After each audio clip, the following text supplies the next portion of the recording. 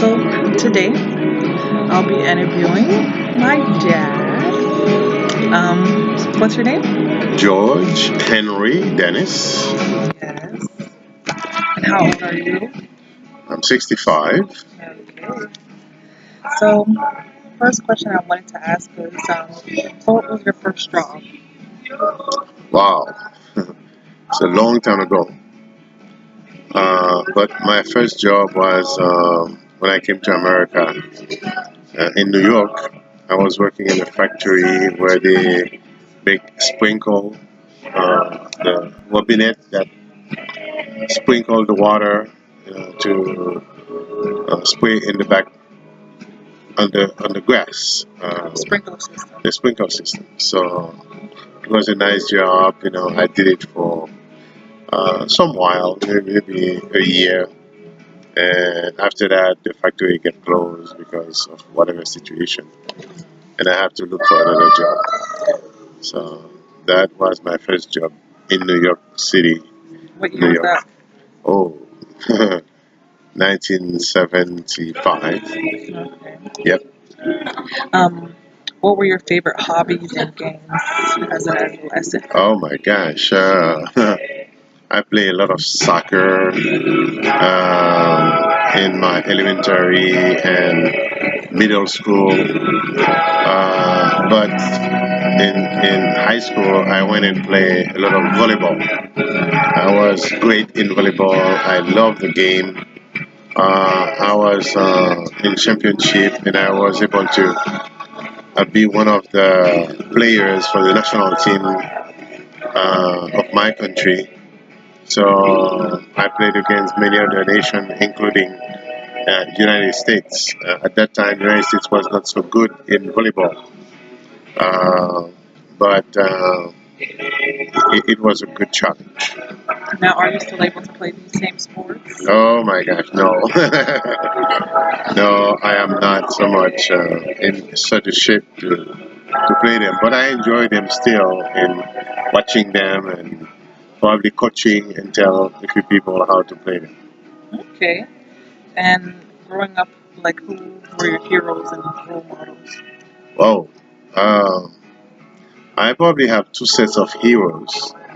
Uh, First of all, the heroes that I knew when I was living in my native natal country, they were considered to be big heroes. We have one that's called Toussaint Louverture. Toussaint Louverture is the person that helped my country to become independent against the French, and we were the first uh, independent nation in the northern hemisphere. So we are very proud of that. And after that, when I came to America, I learned about the history of America, and I heard about Martin Luther King, and I heard about John Kennedy and Robert Kennedy and many other heroes or that in politics, basically, I learned to admire. Of course, there are many other heroes, international heroes that I admire, like Gandhi from India and the guy from South Africa. What's his name again? Mandela. Mandela. I appreciate the value and the goal of these people to give freedom to their nations and against oppressors and imperialists and this group of people think that they are superior to another particular nation, another particular group, another race or religion or nationality. Okay. What did you want to be as a kid growing up? Oh my gosh. When I was growing up, I thought that I was going to go into the military. But when I grew after 18 years old, I found out that the military of my country was not reflective of my philosophy. And by the way, which country are you from? I was born in Haiti. Okay. So because of my height, I was 6'2", and my build, my body built, and my contact through my father. I thought that I was going to go to the Haitian military, but when I grew after 18 years old, uh, my philosophy, my friends, and many other people told me that if I were to get into the military, they are going to use me for a different purpose than I think that I went into. So I decided not to go into the military. Okay. And So did you go to college? yes, I went to college. I went to Teachers College to become a teacher, which I graduated. And right upon graduation, I came to America. Okay. Yes. So And what did you, eventually do after teachers college with your career? yeah, well, when I came to America, I found out that I didn't speak English. I could read and write, understand English very well, but I couldn't speak it. So that was an impediment to me in integrating into the American society. So I had to learn English. So I decided to go back to school to study English specifically, but I went to computer science school in Chicago, Illinois. Uh, I went to live in Chicago and get graduated in computer science, and had a career after that for over 23 years in computer science, working for various industry, banking, uh, factory, lighting, lamp industry. And then you worked at Winter Haven Hospital. Yes, and finally I spent about 16 years at Winter Haven Hospital as a database administrator and a systems analyst. So I have given a lot of time into computers, and I become tired of it. I went into sales and marketing after that. Yes. Okay. And how has it been adjusting to physical challenges as you age? Wow, that's a very, very wonderful question. I had no idea that when I'm 65, I didn't even know that I was going to make 65. I don't know. Because when I used to see people of age 65, I used to say, whoa, these people are old. Well, here I am, Knock, knock, knock. Age knock on the come door, yeah. And basically, I am in good shape, I would say, but at not at like when I was 18 to 21. Definitely, I would never see those days anymore. No doubt about that. Yeah. The level of energy that I have today is no comparison to what I used to have when I was 18 to 21. And of course, some people are telling me that's the way it is when you are 65. Yeah. You are not 21 anymore. So, how do you stay physically healthy? And, what are some of the things that can be a little bit limiting Well, and that you've noticed a change in? yeah, what I noticed that is changing is that I take longer time to get out of bed and longer time to stand up, longer time to do almost everything. Um, it I used to be like popping up the bed and I'm awake and I'm ready to do whatever. But now I have to take time to think about where I am, what am I going to do, and how long it's going to take to do this and to do that. It is a totally different time. But And I'm very glad that with the grace of God, I am not in a hospital. I am not on a wheelchair. I am physically okay because I can move on my own free time and own volition, but it is slower than it used to be. Do you face any like adult health issues and stuff like that? Yes, I do have a few of them. Yeah. Diabetes and high blood pressure, but I am keeping them under control Good. with medications and activities, sport, and exercise that could more likely help to support a healthy life, and with the support of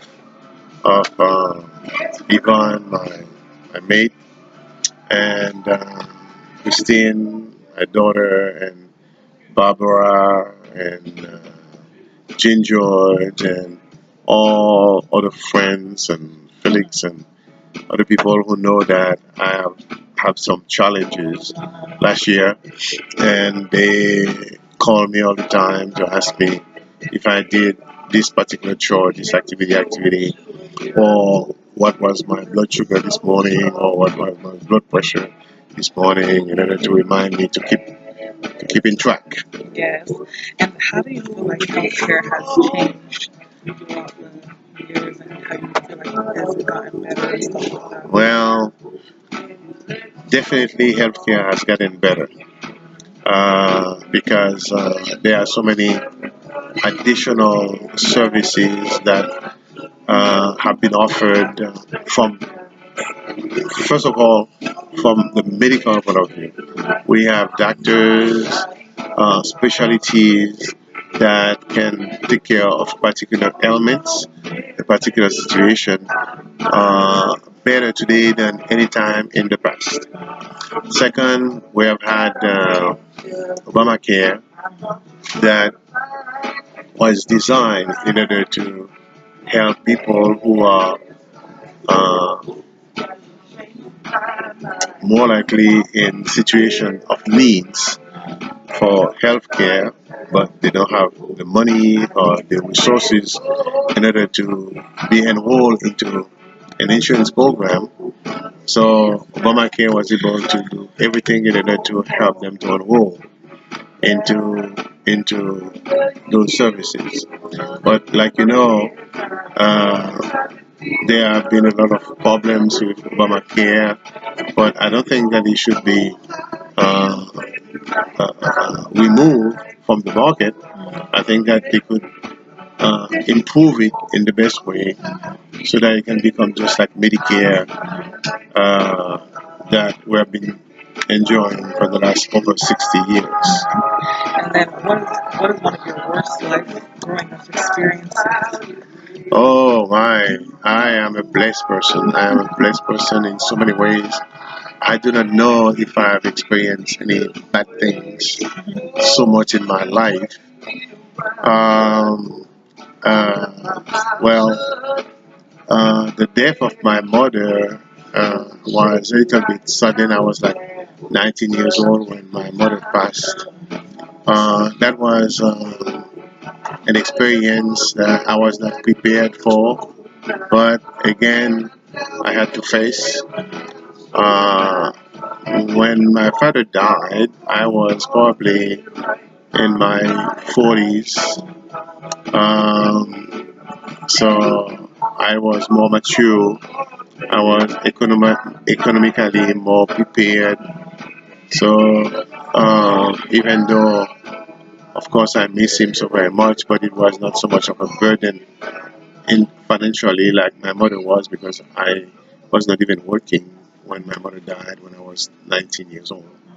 So those may be two effective, maybe uh, divorce probably. Divorce may have been also a life experience that taught me a lot because the first time I almost wanted to die.